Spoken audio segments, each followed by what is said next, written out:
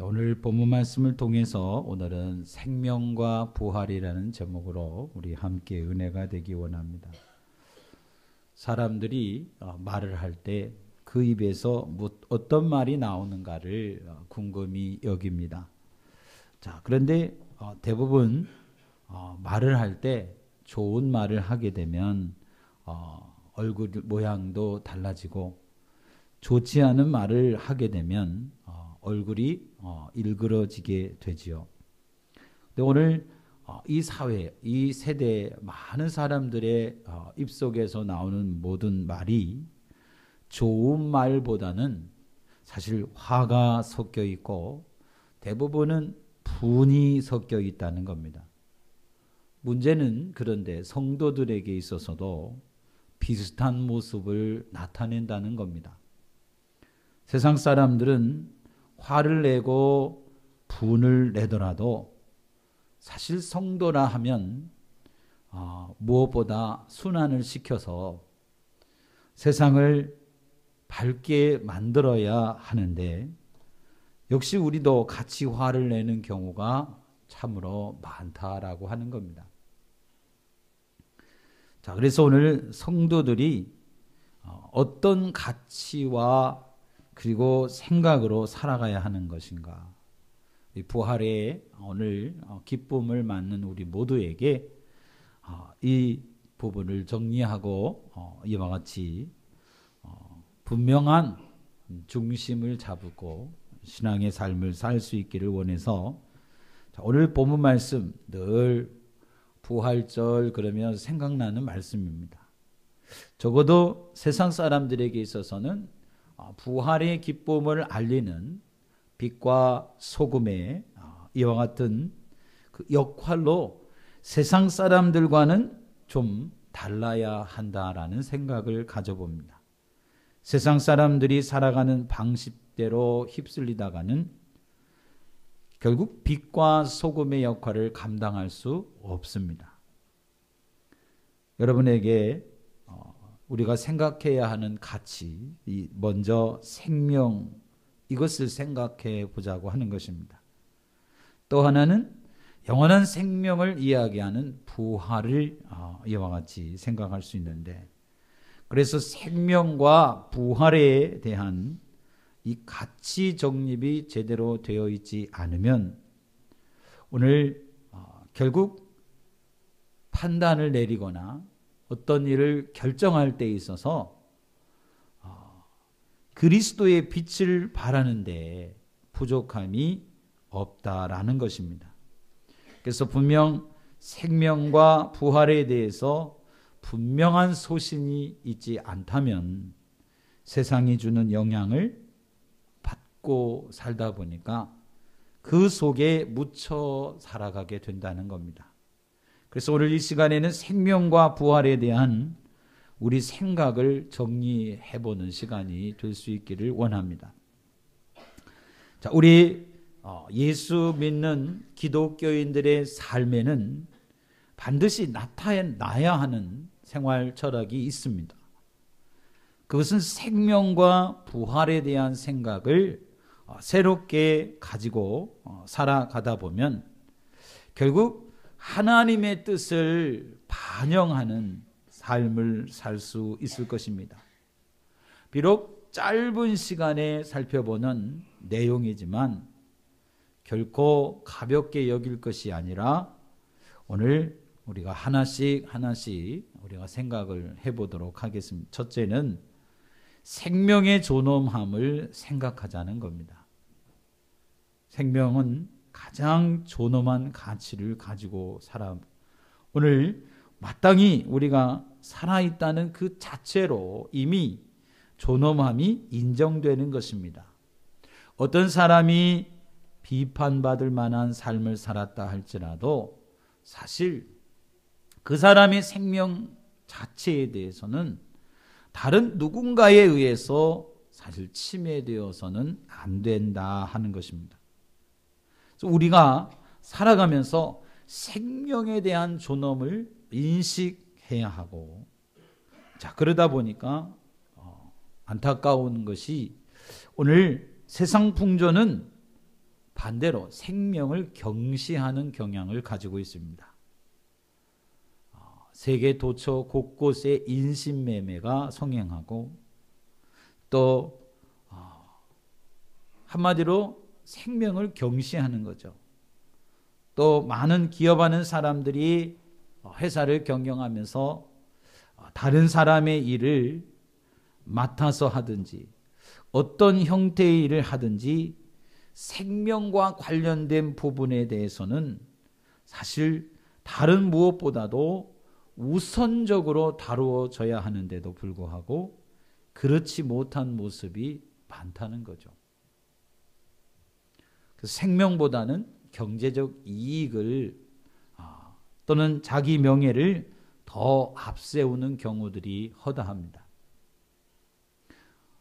우리나라에서도 계속해서 문제를 일으켰던 또 그 사건들을 보면 많은 사건 사고에서 보면 생명을 아직도 경시하는 풍조가 여전합니다.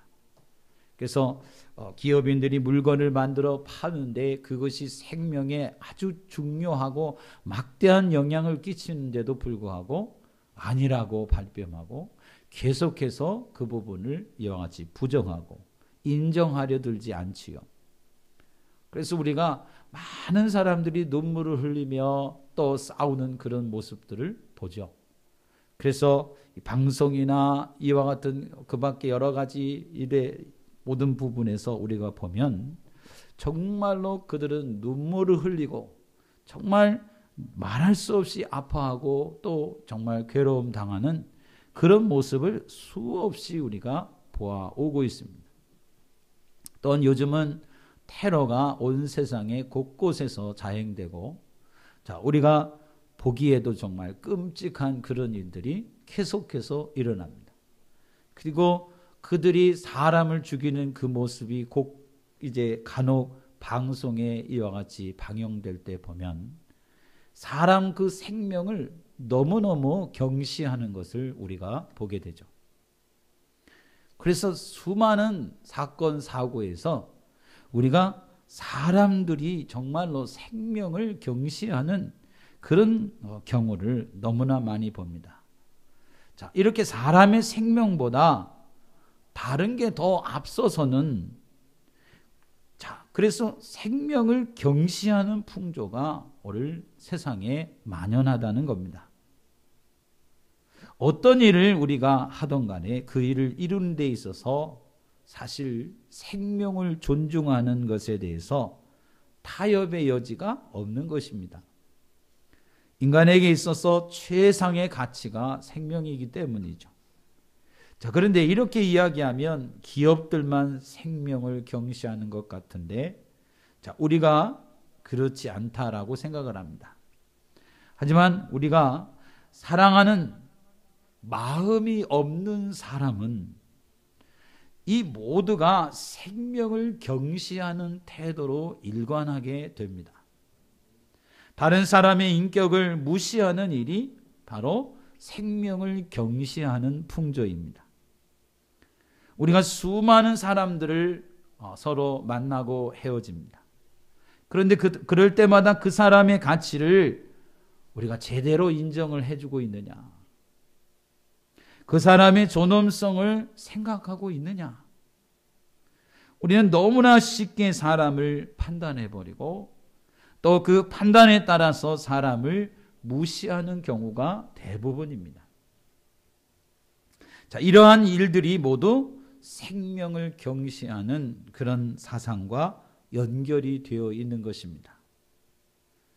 그래서 나는 적어도 남을 해치지 않았다 그러면서 마치 생명을 존중하면서 살았다라고 착각해서는 안 된다는 거죠. 다른 사람의 인격을 무시하는 언어나 행동을 했다면 그게 바로 하나님이 만드신 생명을 가볍게 여긴 것입니다. 여러분, 생명 경시 같은 일들은 나와 상관이 없는 그런 일이라고 우리 자만하지 않아야 합니다. 나도 모르는 사이에 다른 사람의 영혼을 아프게 하는 경우가 있습니다. 다른 사람의 인격을 신중하게 생각하지 않으면 함부로 내뱉은 말 한마디가 때로는 살인보다 더 큰 상처를 안겨준다는 겁니다. 여러분, 세상에서 사람을 만날 때마다 그 사람의 존재와 가치를 그대로 인정하는 그런 자세를 가지시고 살아가야 합니다. 그 사람에 대해서 오늘 과대평가하라는 말이 아니고 그 사람이 가지고 있는 고유한 그리고 존엄한 인격에 대해서 있는 그대로를 인정해 주는 자세를 가지라는 것입니다. 이런 자세가 바로 생명을 존중하는 그런 자세라. 그래서 우리가 하나님의 자녀라면 생명을 존중히 여길 줄 알라. 그런 이야기. 자, 두 번째는 부활의 생명의 가치를 깨달아야 합니다. 생명을 이야기할 때 우리가 부활을 사실 이야기해야 합니다. 왜냐하면 죽음이 끝이 아니기 때문에. 세상 사람들은 하나님의 진리를 모릅니다. 그래서 죽음이 모든 것의 다 끝이라고 여기는 겁니다. 견디기 어려운 일을 만났을 때에 삶을 포기하고 목숨을 끊는 이유는 죽음은 끝이다라는 생각 때문이에요. 그런데 실은 그렇지가 않다는 거죠. 성경은 죽음 이후에도 여전히 이어지는 세계가 있음을 우리에게 가르쳐 보이고 있습니다. 예수님께서도 요한복음 5장 29절에 생명의 부활과 사망의 부활이 있다 이렇게 말씀하십니다. 많은 사람들이 죽으면 끝이라고 알고 있는데 오늘 죽으면 끝이 아니라 무슨 말입니까? 부활이라는 이것이 우리에게 있다는 것을 가르치고 있습니다. 그런데 그 부활은 두 가지 방향이 있다는 거예요. 하나는 생명의 방향이고 또 하나는 사망의 방향이라 이렇게 가르치고 있습니다. 그럼 먼저 생명의 부활은 영원토록 하나님 앞에서 사는 것을 의미하는 말이고 더불어 하나님을 높이고 하나님을 찬양하고 또 이와 같이 그러면서 하나님의 영광스러움을 마음껏 정말 만끽한다고 해야 되겠죠. 그런 세상 사는 것을 말합니다. 그러니까 우리 자신에 대해서도 영광스러우신 예수님을 닮아서 완전한 존재가 되고 그래서 이와 같이 있는 세상을 뜻하고 이것을 고린도 전서에서 보면 영광스럽게 된 육체라고 표현을 하고 있어요. 그러니까 우리 몸도 완전히 영광스러움을 지닌 모습으로 부활한다라는 것입니다. 두 번째는 사망의 부활 이야기를 하죠. 그런데 앞에서 이야기한 반대입니다. 영원토록 죄에 대한 형벌을 받는 것입니다. 지옥에서 영원토록 형벌을 받는 게 사망의 부활입니다. 근데 이 두 세계는 영원토록 가는 세상입니다. 오늘 한 번 간 후에 장소를 바꿀 수 있으면 좋을 텐데 그렇지 못하다는 거죠. 세상은 오히려 잠깐 지나가는 나그네의 생과 같은 것입니다. 그런데 이 나그네 생에서 영원한 부활을 준비한다는 거지요. 여러분, 영원한 부활, 사망의 부활이 아니라 생명의 부활이 준비되었느냐 하는 겁니다. 그러면 이 생명의 부활이 어떻게 준비될 수 있느냐? 예수 그리스도의 십자가가 바로 우리의 생명의 부활로 나아가는 길입니다. 오늘 말씀에 예수님이 이렇게 말씀하십니다. 나는 부활이요 생명이니 나를 믿는 자는 죽어도 살겠고, 그렇죠? 무릇 살아서 믿는 자는 영원히 죽지 않는다. 생명의 부활은 오직 예수를 믿음으로만 얻어진다는 거죠. 예수님께서 이 땅에 오셔서 십자가를 지신 것은 바로 우리의 죄값을 치르기 위함입니다. 만약 예수님이 죄값을 치르지 않았다면 우리는 각자 그 죄값을 치러야 하는 것입니다. 사망의 부활로 살아나서 영원토록 그 값을 치르게 되지요. 그러면 지옥에서 저주와 진노로 형벌을 받게 되는 그런 이제 영원토록 고통받게 되는 거죠. 그러나 우리가 이 땅에서 예수를 만나고 예수님을 믿으면 이야기가 달라지게 되는 겁니다. 하나님께서 우리의 모든 죄값을 예수님이 대신 짊어지도록 하셨습니다.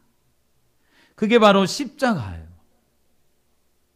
예수님을 믿기만 하면 모든 죄값은 다 치른 것입니다. 그래서 비록 부족한 성품은 우리가 예수 믿더라도 성품이 좀 남아있어요. 찌꺼기 같이 좀 부족한 것들이 남아있어요.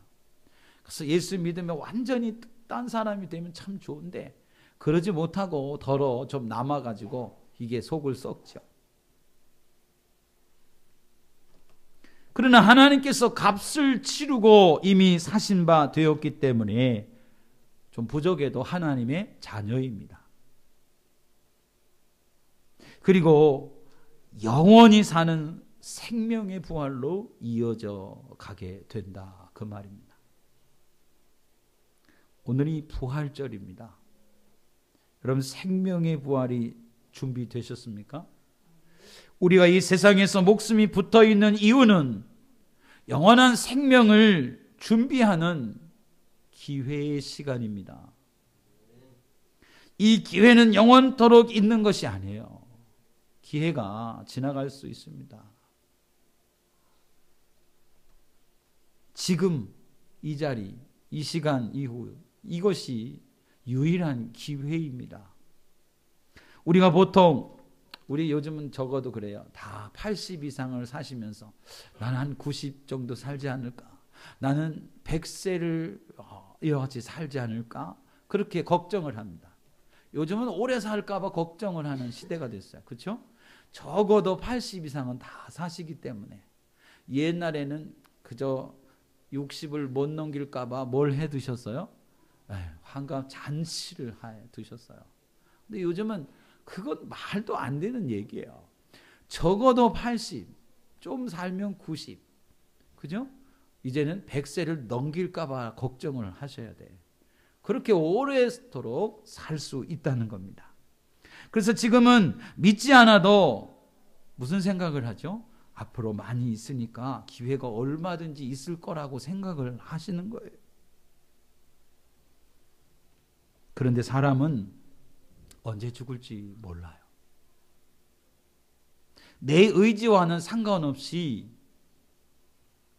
사고를 만날 수도 있고 건강하게 살고 또 지금 건강한 모습을 유지했을지라도 생명의 주인이 되신 하나님께서 부르시면 오늘 미련 없이 가야만 해요.